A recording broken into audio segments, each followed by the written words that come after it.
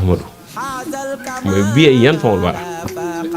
ci man la yàlla di jariñi mbindéef yi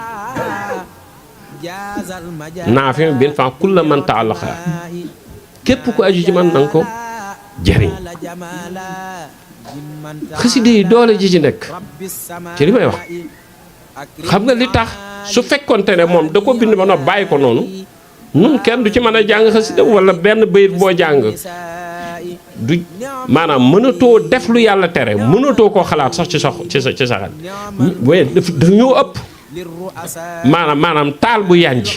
boo xam ne dafa doon luñ xam mu doon nangami dëgëri ci tàngoor nga jël ab dax tiimale ko day seey moo tax ñu da koo liggéey ba noppi jël suyeer teg ko ci verre teg ko ci ñu di ko mën a gis di ko jàng di mën a jël suñ loxo di ci laal mais jëmmi mbind ma mënuñ cay yegg mooy li ma la ne ci sëñ bu mag bi la ne kenn ku ne sa pas-pas ak sa yéene ak sa góorgóorlu ca la lay yooree ay étincelles yoo xam ne yow loolu mën naa lijjanti sa mbiri adduna ak alaaxira ci baaxal la ci lépp wa nazartan lii hëpp yun xaa biha dara nii soo ci yàggee ba ci yàgg bis benn tombam képp mu jekk-jekk ne la jàkk yow pare nga sëñ Tuubaa nag du nekk ci kuy cëppi-cëppi loolu tamit faw ñu xam ko koo dégg ñu koy ñuy coow nii nangama sax sëñ Tuubaa benn zaraam ku mu ko wàcce ci kaw barki sëñ Tuubaa la wax di nga tal leneen lu dul dang cëppi-cëppi fa nga toog doo fa jóg xajut ci nit Seydina Muusaa alayhi salaam bam ne yàlla dama laa bëgg a gis dane ko lan taraani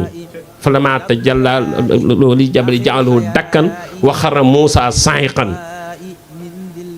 étincelle la wàcce ci suñ borom ci montagne bi explosé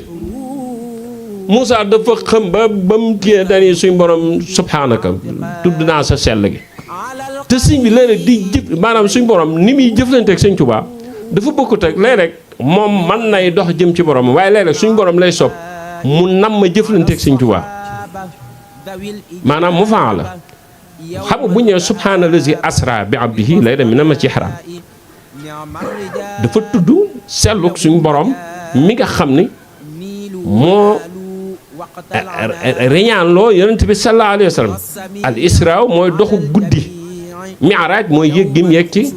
asamaaw bi moom sax wax na ko ci nooru ni ko sëñ bi sa moo dajale wali barakatal isra yi